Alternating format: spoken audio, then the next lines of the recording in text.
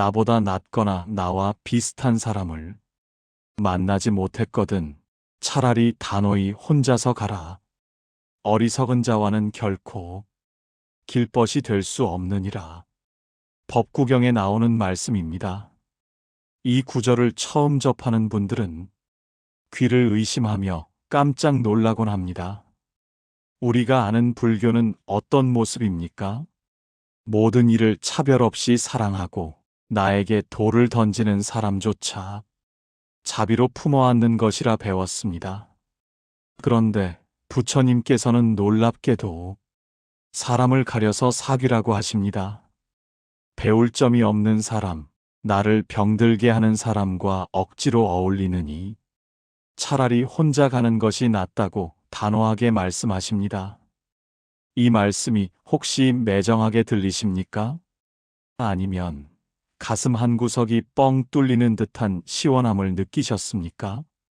만약 이 말씀에 묘한 해방감을 느끼셨다면 당신은 그동안 사람 노릇, 부모 노릇, 친구 노릇을 하느라 너무 많은 에너지를 쏟으며 살아온 것입니다. 아닌 줄 알면서도 참아왔고 싫은 줄 알면서도 끌려다녔던 그 질긴 인연의 끈들이 당신의 목을 조여오고 있었기 때문입니다. 우리는 평생 좋은 사람으로 살기 위해 애썼습니다. 며느리로서, 아내로서, 남편으로서, 그리고 친구로서 싫은 소리 한 번 못하고 꾹꾹 눌러 담으며 살았습니다. 내가 조금 손해보면 집안이 조용하니까, 내가 한 번 더 숙이면 친구 사이가 깨지지 않으니까 그렇게 참고 견디는 것이 미덕인 줄 알고 살았습니다. 하지만 세월이 흘러 머리에 하얀 서리가 내린 지금 가만히 내 마음을 들여다보십시오. 그렇게 참고 견뎌온 내 속은 어떻습니까? 까맣게 타들어가 재만 남지 않았습니까? 정말 이상한 일입니다. 나는 웃음을 주었는데 돌아오는 것은 비수 꽂히는 말일 때가 있습니다. 나는 배려라고 양보했는데 상대방은 그것을 권리로 여기며 더 큰 희생을 요구합니다. 그때마다 우리는 스스로를 타이릅니다. 내가 전생에 빚을 졌나 보다 하며 억지로 삼킨 감정은 독이 되어 나를 병들게 합니다. 이유 없이 눈물이 흐르게 하고 세상 만사가 다 더덥게 느껴지게 만듭니다. 오늘 우리는 그동안 우리가 오해하고 있었던 자비에 대해 다시 이야기해 보려 합니다.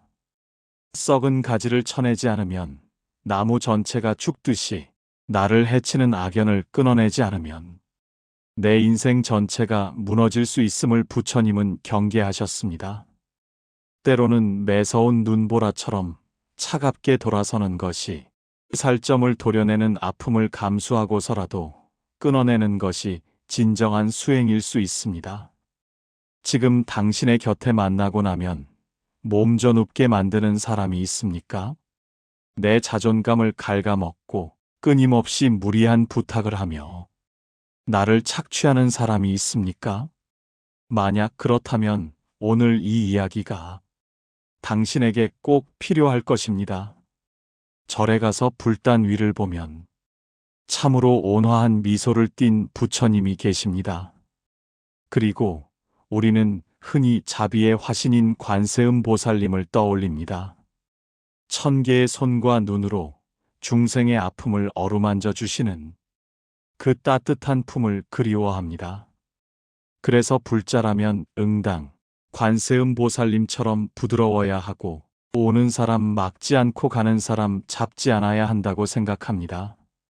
하지만 법당을 다시 한번 찬찬히 둘러보십시오. 부처님의 지혜를 상징하는 문수보살님은 손에 무엇을 들고 계십니까? 연꽃이 아닙니다. 물병도 아닙니다. 그분의 손에는 시퍼렇게 날이 선 칼이 들려 있습니다. 터라노를 올려놓고 불면 잘려나갈 만큼 예리한 보검입니다. 자비가 넘쳐야 할 부처님의 도량에 왜 서슬퍼런 칼이 존재하는 것일까요? 그 칼은 바로 우리의 번뇌와 어리석음, 그리고 우리를 고통의 늪으로 끌고 들어가는 썩은 인연의 끈을 단호하게 자르라는 지혜의 상징입니다. 우리는 종종 착한 사람이라는 단어에 스스로를 가둡니다. 형제간의 우애를 위해, 내가 손해봐야 했고, 자식의 앞길을 위해 내 욕망을 억눌러야 했습니다. 누군가 무리한 부탁을 해와도 아니오라고 말하면 상대방이 상처받을까봐 전전긍긍하며 들어주곤 했습니다. 하지만 문수보살님은 그 칼을 들어 우리에게 묻습니다. 그 관계를 붙들고 있는 것이 진정 너를 위한 일이냐? 아니면 그저 미움받기 싫은 두려움 때문이냐? 나를 함부로 대하는 사람에게까지 친절을 베푸는 것은 자비가 아닙니다. 그것은 나 자신을 방치하는 것입니다. 부처님께서는 자기 자신을 사랑하는 사람이라면 남에게 해를 끼치지 않듯이 스스로를 괴로움 속에 방치하지 않는다고 하셨습니다. 나를 아프게 하는 사람과의 인연을 억지로 이어가는 것은 매일 조금씩 독을 마시면서 이것이 보약이다라고 최면을 거는 것과 같습니다. 문수보살의 칼은 바로 이때 필요한 것입니다. 여기까지입니다. 더 이상은 안 됩니다. 라고 단호하게 말할 수 있는 용기, 무례한 언행 앞에서 빙글에 웃어넘기는 것이 아니라 정색하며 선을 그을 수 있는 결단, 그것이 바로 지혜의 칼을 쓰는 법입니다. 이 칼을 쓰는 것은 상대를 미워해서가 아닙니다.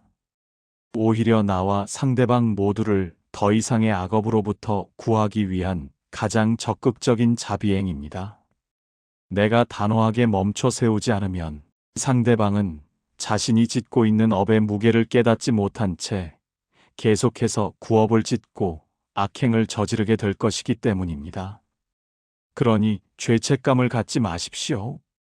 거절은 죄가 아닙니다. 나쁜 인연을 정리하는 것은 냉정이 아니라 내 마음의 정원을 지키기 위한 거룩한 울타리를 치는 일입니다. 마당에 나무를 심어 가꿔본 분들은 아실 것입니다. 나무가 무성하게 자라다 보면 어느새 병들고 썩은 가지가 생겨나기 마련입니다. 그 썩은 가지를 바라보는 주인의 마음은 편치 않습니다. 한때는 저 가지에서도 푸른 잎이 돋고 꽃이 피었을 텐데 내 손으로 잘라내려니 마음이 아리고 미안해집니다. 그래서 차일피일 미루며 그대로 둡니다. 하지만 어떻게 됩니까? 썩은 가지 하나를 그대로 두면 그 썩은 기운은 멈추지 않고 나무 줄기를 타고 내려와 건강한 가지들까지 병들게 합니다. 결국에는 뿌리까지 상하게 되어 나무 전체가 말라 죽고 맙니다. 나무를 진정으로 사랑하는 정원사라면 눈물을 머금고서라도 썩은 가지를 가차없이 쳐내야 합니다. 톱질하는 그 순간은 나무도 아프고 보는 사람도 아픕니다. 잘려나간 자리에 생채기가 남아 진액이 흐를 수도 있습니다. 하지만 그 아픔은 잠시입니다. 썩은 가지가 사라진 자리로 햇볕이 들고 바람이 통하게 되면 나무는 비로소 숨을 쉬고 새살을 돋우며 더 크고 튼튼하게 자라납니다. 인간관계도 이와 다르지 않습니다. 젊은 시절 맺었던 수많은 인연들, 혈연이라는 이유로, 동창이라는 이유로 얽히고 설킨 관계들이 마치 나무의 가지처럼 우리 삶에 뻗어 있습니다. 그 중에는 나에게 그늘이 되어주는 고마운 가지도 있지만 내 수액을 빨아먹고 햇볕을 가리며 나를 병들게 하는 썩은 가지 같은 인연도 분명 존재합니다. 만날 때마다 자신의 불행을 과장하며 내 에너지를 뺏어가는 사람, 나의 기쁨을 시기하고 질투하여 깎아내리는 사람, 돈이나 이익을 목적으로만 나를 찾는 사람. 이런 사람들은 우리 인생의 썩은 가지입니다. 우리는 그들을 쳐내지 못해 괴로워합니다. 그래도 예정이 있는데, 그래도 핏줄인데 하며 주저합니다. 이것은 자비가 아닙니다. 집착입니다. 썩은 가지를 붙들고 있는 것은 나무 전체를 죽이는 어리석음입니다. 부처님께서는 방아착이라 하여 집착하는 마음을 내려놓으라고 하셨습니다. 나쁜 인연을 놓아버리는 것 역시 방아착입니다. 이제 우리는 인생의 정원사가 되어야 합니다. 내 인생이라는 나무의 모양을 아름답고 단정하게 다듬어야 할 시기입니다. 남은 생의 에너지는 한정되어 있습니다. 그 귀한 시간을, 그 귀한 마음을 나를 아프게 하는 썩은 가지에 쏟아부으며 낭비하기에는 우리 인생이 너무나 아깝고 소중하지 않습니까? 썩은 가지를 쳐낸다고 해서 나무가 죽지 않듯 나쁜 인연을 정리한다고 해서 내 인생이 무너지지 않습니다. 오히려 복잡하고 어지러웠던 주변이 정리되면서 내 곁에 남아있는 진짜 소중한 사람들에게 더 집중할 수 있게 됩니다. 그리고 무엇보다 나 자신과 마주할 수 있는 고요한 공간이 생겨납니다. 그 빈 공간에 맑은 바람이 불어오고 따스한 햇살이 비치게 하는 것. 그것이 바로 우리의 삶을 지혜롭게 가꾸는 비결입니다. 어떤 분들은 이렇게 묻습니다. 인연을 끊으려고 하니 그 사람에 대한 미움이 너무 커서 괴롭습니다. 안 보고 살아도 자꾸만 했던 말들이 떠올라 화가 치밀어 오릅니다. 맞습니다. 몸이 멀어지는 것은 쉽지만 마음에서 지워내는 것은 참으로 어려운 일입니다. 가위질 한 번에 싹둑 잘려나가는 종이와 달리 그 사람의 마음은 질긴 덩굴 같아서 자꾸만 엉겨붙습니다. 이럴 때 우리는 장자의 빈 배를 떠올려야 합니다. 강을 건너는데 저쪽에서 배 한 척이 내 배를 향해 빠른 속도로 다가와 쿵 하고 부딪힙니다. 만약 그 배에 사공이 타고 있었다면 우리는 당장 소리칠 것입니다. 이보시오. 눈을 어디다 두고 다니는 거요? 하며 얼굴을 붉히고 화를 내겠지요. 하지만 자세히 보니 텅 빈 배였습니다. 바람에 떠밀려 그저 흘러온 빈 배였다면 우리는 화를 내던 입을 다물게 됩니다. 화를 낼 대상이 없으니 그저 빈 배가 떠내려왔구나 하고 내 배를 밀어내어 다시 갈 길을 갈 뿐입니다. 나를 아프게 하는 그 사람을 빈 배라고 생각해 보십시오. 그 사람의 인격이 덜 되어서, 그 사람의 마음 그릇이 깨져 있어서, 그 사람 또한 자신의 번뇌와 업보에 이리저리 휘둘리다가 나에게 와서 부딪힌 것일 뿐이라고 여겨보십시오. 그 안에 나를 괴롭히려는 의도를 가진 자아가 있다고 생각하면 화가 나지만 그저 탐욕과 성냄과 어리석음이라는 바람에 휩쓸려 떠다니는 텅 빈 껍데기라고 생각하면 측은한 마음이 들거나 적어도 분노는 가라앉게 됩니다. 부딪힌 충격으로 내 배가 조금 흔들렸을 수는 있습니다. 하지만 빈 배와 싸우느라 내 갈 길을 멈출 수는 없습니다. 빈 배를 붙잡고 왜 나한테 부딪혔냐고 따져봐야 내 손만 아프고 시간만 흐릅니다. 그저 조용히 노를 저어 그 빈 배를 피해가는 것, 멀찌감치 떨어져서 내 갈 길을 묵묵히 가는 것, 이것이 지혜로운 뱃사공의 태도입니다. 인연을 정리한다는 것은 그 사람을 찾아가서 너는 나쁜 사람이다. 이제 다시는 보지 말자라고 선전포고를 하고 싸우라는 뜻이 아닙니다. 그것은 또 다른 업을 만드는 일입니다. 진정한 정리는 마음에서의 놓아버림입니다. 그 사람이 내 마음에 들어와서 헤집어 놓지 못하도록 마음의 문을 닫고 빗장을 거는 것입니다. 전화를 받지 않고 만남을 핑계대며 피하고 마음의 거리를 두면서 그 사람이 내 인생의 강물에서 자연스럽게 흘러 떠내려가도록 두는 것입니다. 흐르는 물은 잡을 수 없고 지나가는 바람은 가둘 수 없습니다. 인연도 그렇습니다. 시절 인연이라는 말이 있습니다. 모든 인연에는 때가 있다는 뜻입니다. 봄에 피는 꽃이 있고 가을에 피는 꽃이 있듯 사람과의 만남에도 피고 지는 때가 있습니다. 그때가 다하여 시들어가는 인연을 억지로 붙잡으려 하면 추해집니다. 꽃이 질 때는 미련 없이 툭 떨어지듯 다한 인연은 바람에 실려보내야 합니다. 내가 억지로 밀어내려 애쓰지 않아도 내가 단단하고 고요하게 내 자리를 지키고 있으면 나와 맞지 않는 인연들은 저절로 멀어지게 되어 있습니다. 이것은 자연의 이치입니다. 맑은 물에는 맑은 물고기가 모이고 탁한 물에는 탁한 것들이 꼬이는 법입니다. 내가 문수보살의 지혜로 내 마음을 맑게 닦고 썩은 가지를 쳐내어 단정하게 가꾸고 있으면 그 향기를 맡고 좋은 인연들이 나비처럼 날아들 것입니다. 그러니 떠나가는 인연에 대해 슬퍼하거나 노여워하지 마십시오. 그것은 내 인생의 물길이 정화되는 과정입니다. 탁한 것이 빠져나간 자리에 비로소 맑고 새로운 기운이 차오를 것입니다. 앞서 우리는 부처님의 말씀을 통해 어리석은 자와 길벗이 되느니 차라리 혼자 가라는 가르침을 마주했습니다. 하지만 이 말씀을 머리로는 이해하면서도 가슴 한구석에는 여전히 두려움이 남아있을 수 있습니다. 바로 외로움에 대한 공포입니다. 우리는 나이가 들수록 사람 냄새가 그립습니다.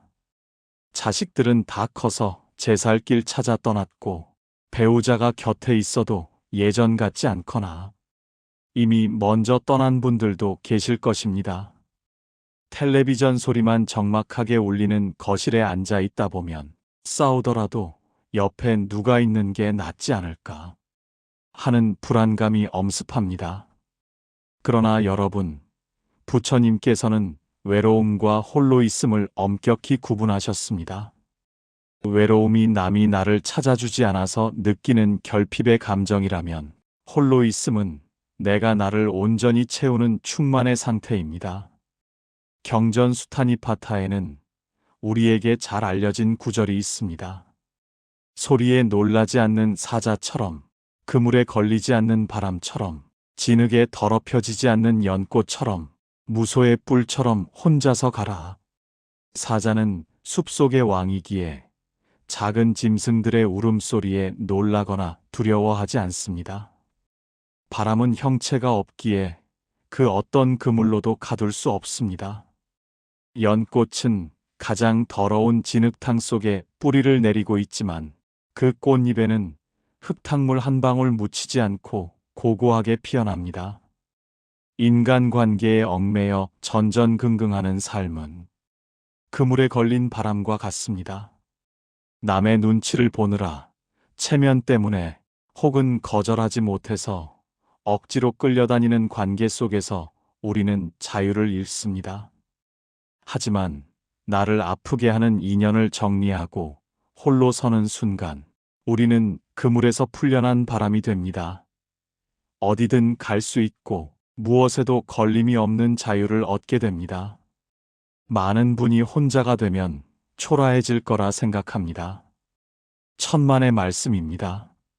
썩은 재료로 음식을 만들면 아무리 양이 많아도 배탈만 나듯이 병든 인연들로 주변을 채우면 인생이 고달파질 뿐입니다. 반대로 내 주변을 깨끗하게 비워내고 나면 비로소 나라는 존재가 선명하게 드러납니다. 내가 나 자신과 가장 친한 친구가 되어야 합니다. 아침에 눈을 뜨면 나에게 잘 잤니라고 인사를 건네고 맛있는 차 한 잔을 끓여 나에게 대접하고 좋은 음악을 들으며 나를 위로해주는 시간. 이것은 처량한 독거가 아니라 나를 귀한 손님처럼 모시는 거룩한 의식입니다. 남이 채워주지 않는 빈잔을 들고 서성이지 마십시오. 내 스스로 내 잔을 가득 채울 때 우리는 비로소 외로움이라는 감옥에서 걸어나와 고요하고 평화로운 자유의 뜰을 거닐게 됩니다. 혼자 있는 시간은 버려진 시간이 아니라 내 영혼을 맑게 닦는 금쪽 같은 수행의 시간임을 잊지 마시기 바랍니다. 경전능엄경에는 주인과 손님 비유가 나옵니다. 여관에 묵는 손님은 잠시 머물다 짐을 싸서 떠나지만 주인은 그 자리에 남아 집을 지킵니다. 떠나는 것은 손님이고 남는 것은 주인입니다. 우리의 마음을 하나의 집이라고 생각해 보십시오. 이 마음의 집주인은 누구입니까? 바로 나 자신입니다. 그리고 내 인생을 스쳐 지나가는 수많은 사람, 기쁨, 슬픔, 분노 같은 감정들은 잠시 들렀다 가는 손님일 뿐입니다. 그런데 우리는 주객이 전도된 삶을 살 때가 많습니다. 무례하고 염치 없는 사람이 내 마음의 문을 쾅쾅 두드립니다. 주인인 나는 그 사람이 싫습니다. 드리고 싶지 않습니다. 그런데 우리는 어떻게 사람을 박대하나 하는 마음에 문을 열어줍니다. 그 불청객은 흙 묻은 신발을 신은 채 안방까지 들어와서 소리를 지르고 집안 집기를 부수고 온갖 쓰레기를 버리고 갑니다. 주인인 나는 구석에 쭈그리고 앉아 그 행패를 견디며 눈물만 흘립니다. 손님이 떠난 뒤에도 난장판이 된 방을 치우며 내가 왜 그랬을까 자책합니다. 이것은 주인이 집을 지키지 못한 것입니다. 문수보살의 지혜가 필요한 순간이 바로 여기입니다. 내 마음의 평화를 깨뜨리는 사람이 다가올 때 우리는 당당한 주인으로서 선포해야 합니다. 이곳은 내 마음의 성소다. 더러운 신발을 신고 들어오는 것을 허락하지 않는다. 당장 나가거라. 이것은 매정한 것이 아닙니다. 내 집을 지키는 정당한 권리입니다. 손님은 주인의 허락 없이는 들어올 수 없습니다. 남이 나에게 상처를 주는 말을 했을 때 내가 그 말을 마음에 담아두고 곱씹으면 그 상처를 내 안방에 들이는 꼴이 됩니다. 부처님께서는 누군가 나에게 욕을 하거나 화를 내더라도 내가 그것을 받지 않으면 그 욕과 화는 다시 그 사람에게로 돌아간다고 하셨습니다. 마치 손님이 선물을 들고 왔는데 주인이 받지 않으면 그 선물은 다시 손님이 가져가야 하는 것과 같은 이치입니다. 나를 무시하는 말, 비꼬는 말, 나를 이용하려는 의도들이 내 마음의 문턱을 넘지 못하게 하십시오.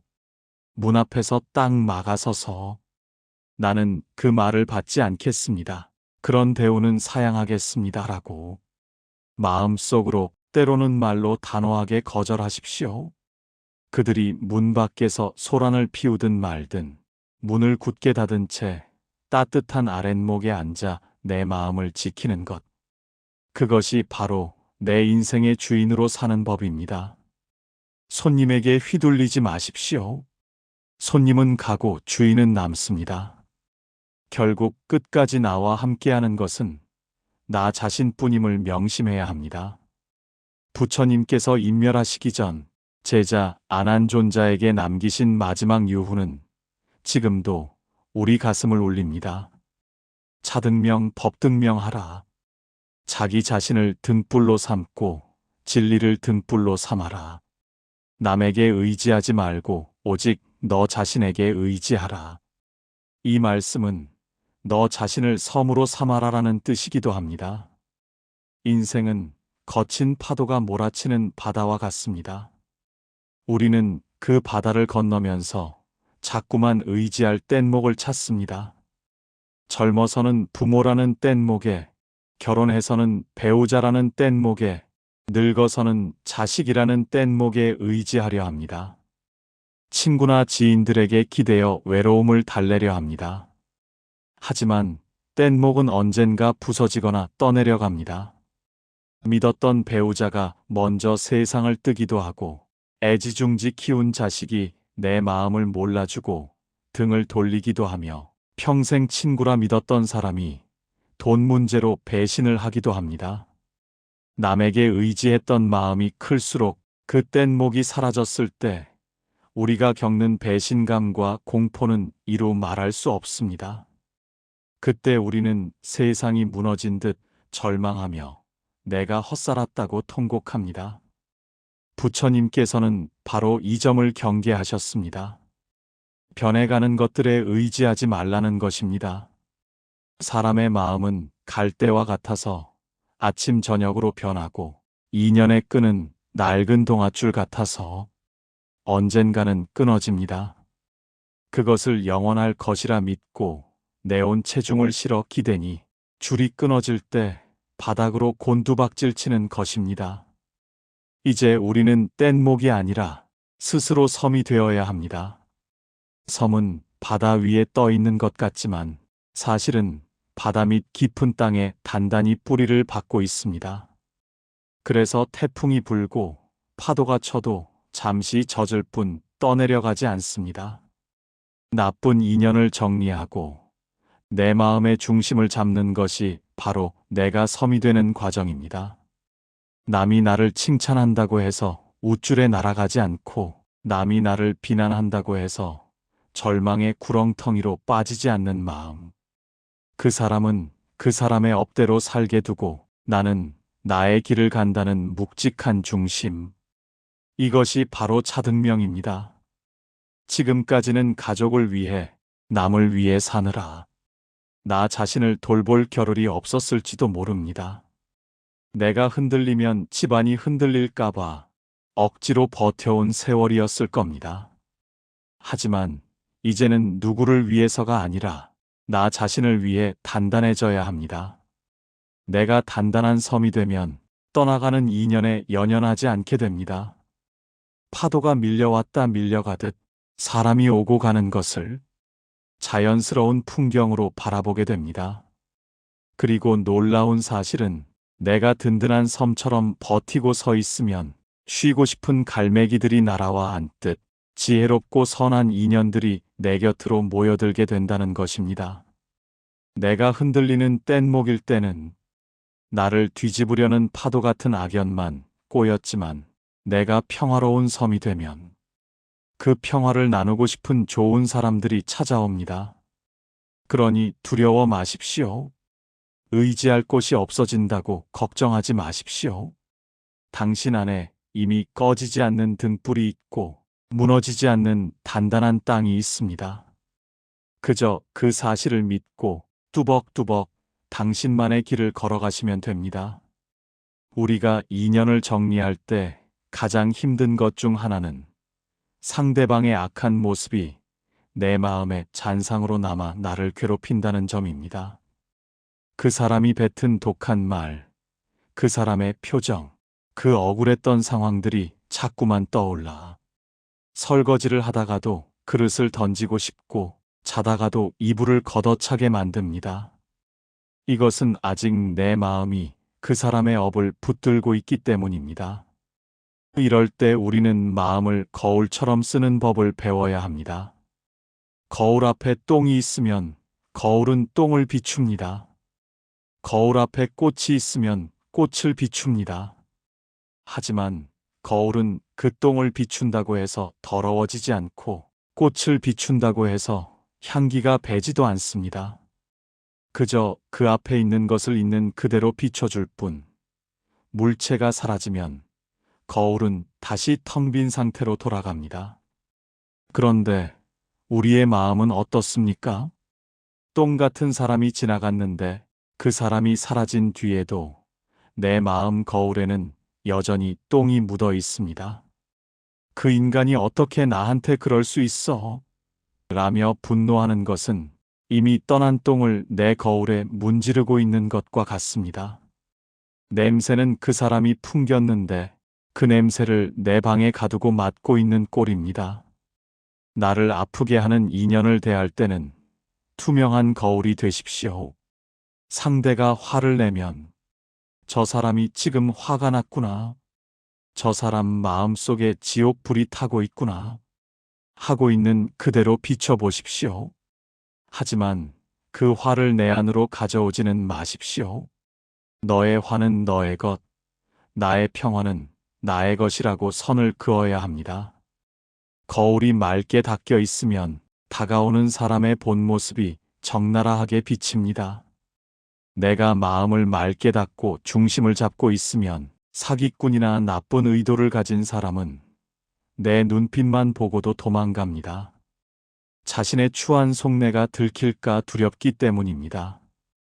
반대로 내 마음 거울이 욕심과 집착의 먼지로 뿌옇게 흐려져 있으면 그 틈을 타고 나쁜 인연이 달라붙습니다.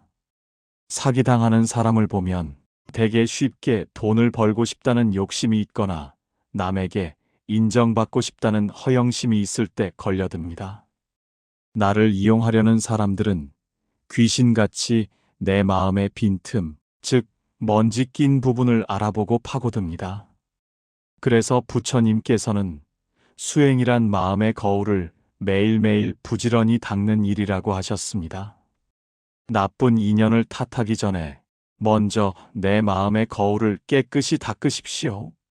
내가 외로워서 아무나 붙잡고 싶어 하지는 않았는지, 내가 칭찬에 목말라서 겉만 번지르르 한 사람에게 속지는 않았는지 내 안의 결핍을 돌아보아야 합니다.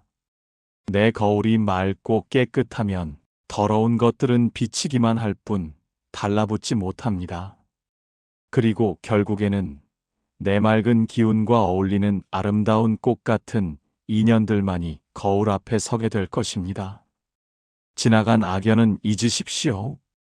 그것은 그저 거울 앞을 스쳐 지나간 허상일 뿐입니다.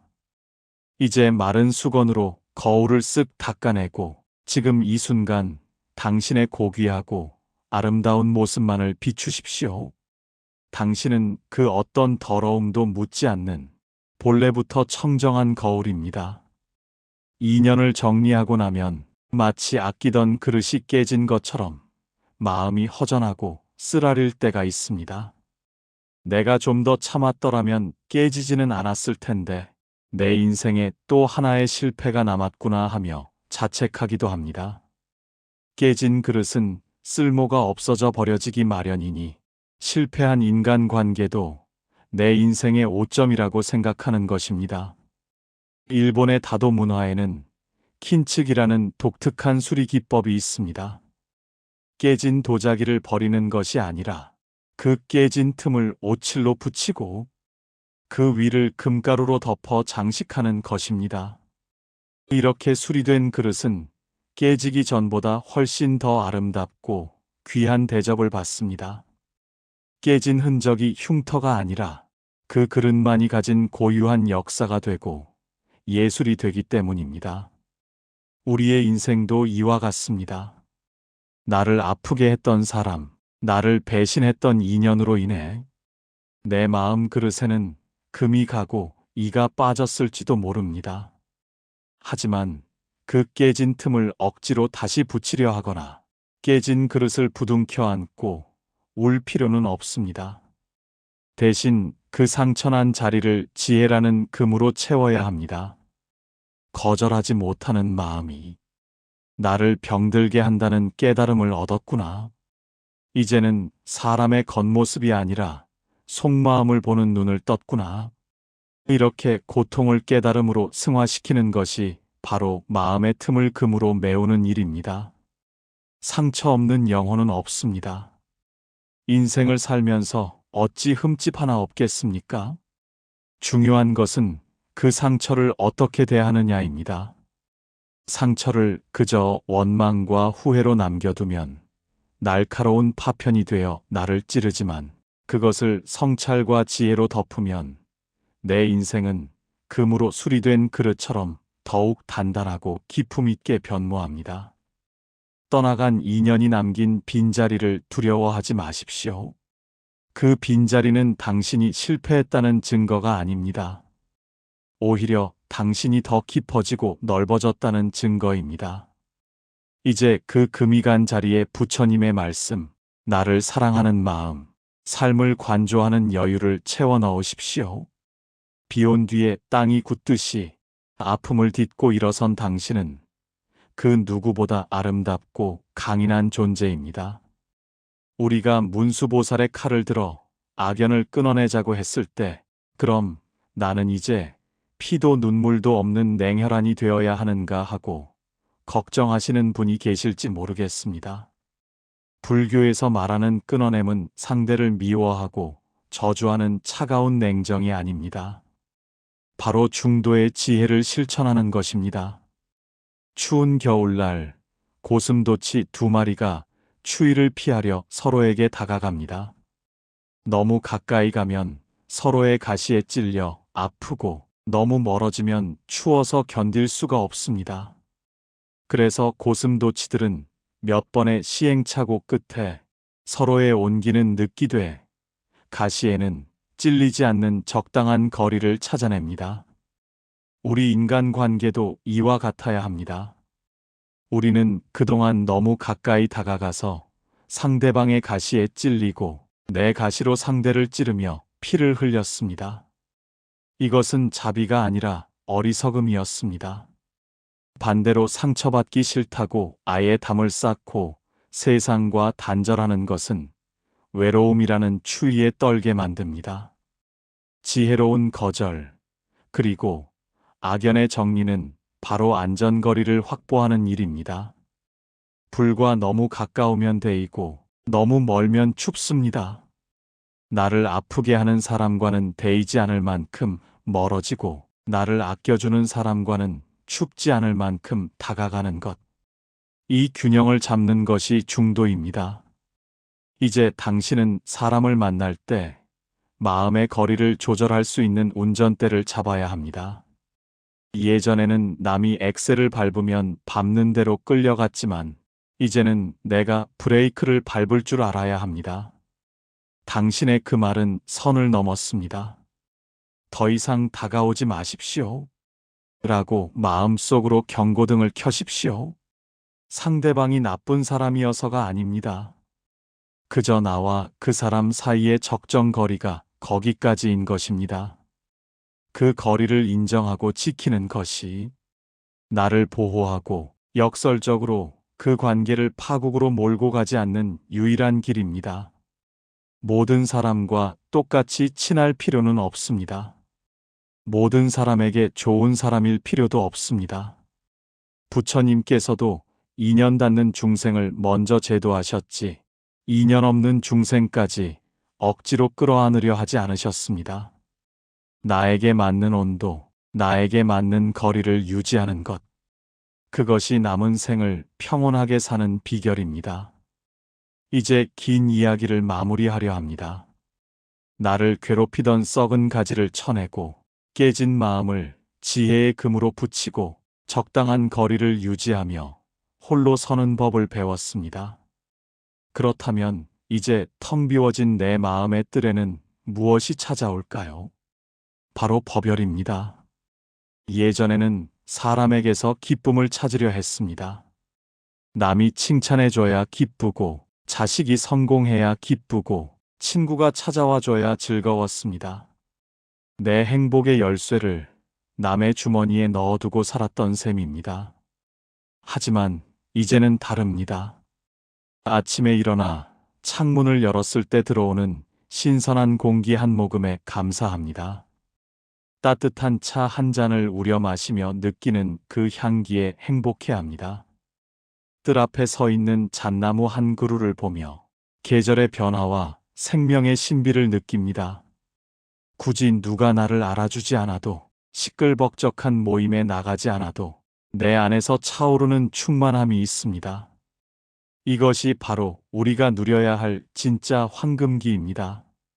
젊은 날에 치열했던 경쟁과 복잡했던 인연의 실타래를 풀어버리고 오직 나와 자연 그리고 진리와 마주하는 시간입니다.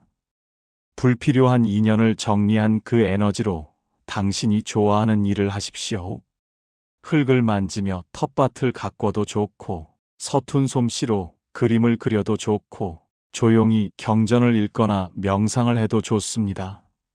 누군가는 당신에게 왜 그렇게 심심하게 사느냐고 물을지도 모릅니다. 그러면 그저 빙그레 웃어주십시오. 흙탕물이 가라앉아야 물속이 투명하게 보이듯 복잡한 인연이 정리되어야 비로소 내 본래의 마음자리가 보인다는 것을 그들은 아직 모를 뿐입니다.